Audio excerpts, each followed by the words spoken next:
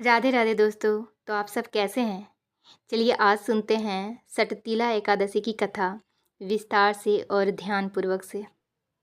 सटतिला एकादशी माघ मास के कृष्ण पक्ष की एक अत्यंत पुण्यदायी एकादशी है। यह व्रत विशेष रूप से तिल यानी कि काले तिल के महत्व के कारण प्रसिद्ध है।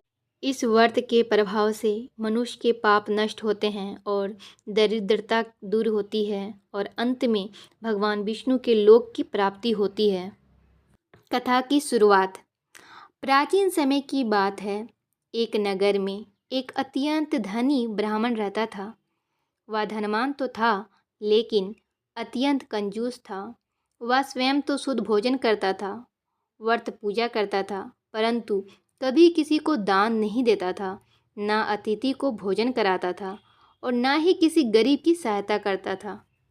एक दिन माघ मास की कृष्ण पक्ष की एकादशी आई। उस दिन वह ब्राह्मण व्रत पूजा में लीन था।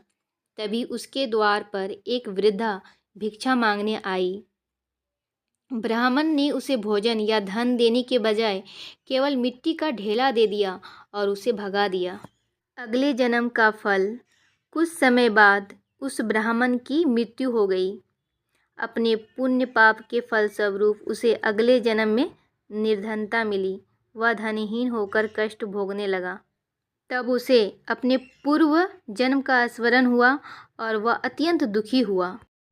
कथा के अनुसार उसने देवदूतों से पूछा कि मैंने जीवन में पूजा व्रत तो किए, फिर भी मुझे यह कष्ट क्यों मिला? देवदूतों ने उत्तर दिया, तुमने व्रत पूजा तो की लेकिन दान नहीं किया।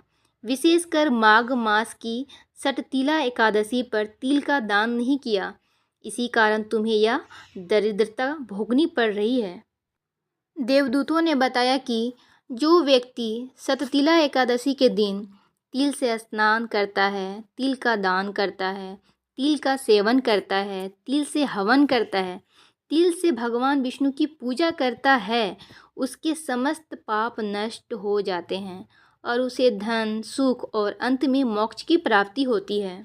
इस कथा से यह शिक्षा मिलती है कि केवल व्रत और पूजा पर्याप्त नहीं है, बल्कि दान, करुणा और सेवा भी उतने ही आवश्यक है। विशेष रूप से सटतिला एकादशी पर तिल का दान करने से जीवन के सभी संकट दूर होते हैं और भगवान विष्णु की विशेष कृपा प्राप्त होती है। तो ये कथा सुनकर आप सबको कैसी लगी प्लीज़ हमें बताइए। श्री राधे राधे।